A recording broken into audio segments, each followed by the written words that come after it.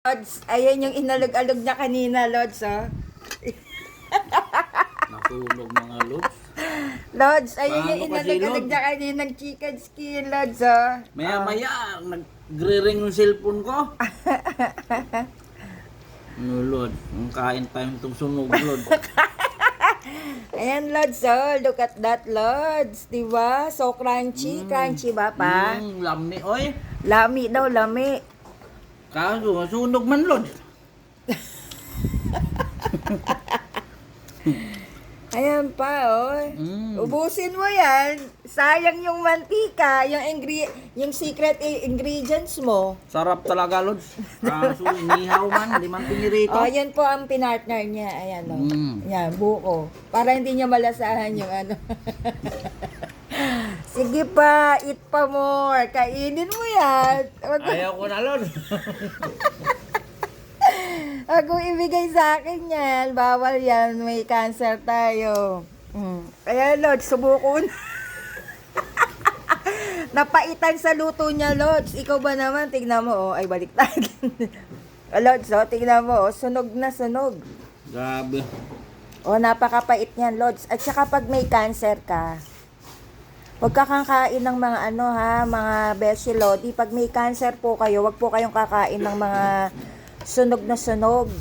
Nagkukos din po yan ng cancer, yung mga sunog na pagkain. Pwedeng kumain ng mga inihaw, pero wag naman po yung sunog na sunog. No? Ayan. So, sinukuan niya na po yung pagkain ng sunog na Ba't mayroon kasi yun doon? chicken skin. Ayan, no? Yun po, iwasan nyo pong kumain ng mga sunog, ha, mga lodi, ha, hanggat maaari.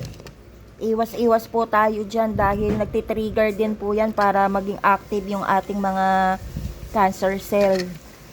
Kaya ako, pag nagpapaihaw ako sa asawa ko, hindi ko pinapasunog yung balat. Bawal po kasi yon. Talagang magkokos ng cancer yun or iba pang uri ng sakit, mga lodi. Ayan, so ang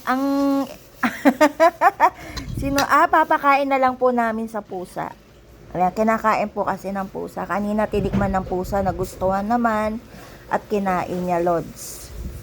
Kaya, sayang. O, sige na, Lods. Okay, wala na tayong magagawa para dito. Kahit isawsaw natin sa suka to, wala nang epekto yung lasa nito, hindi na masarap. Kasi nga, ano na, sobrang tosta na, oh. O, tignan niya naman, kulay itim na. Kaya, ang pabuti na lang, nandyan si Loki. Oh, yung anak ko, oh. Oh, tikim-tikim mo. Nakahubad, hindi ko pwedeng anuhin. Pakita. Sige, Lods. Paalam, mga Lods.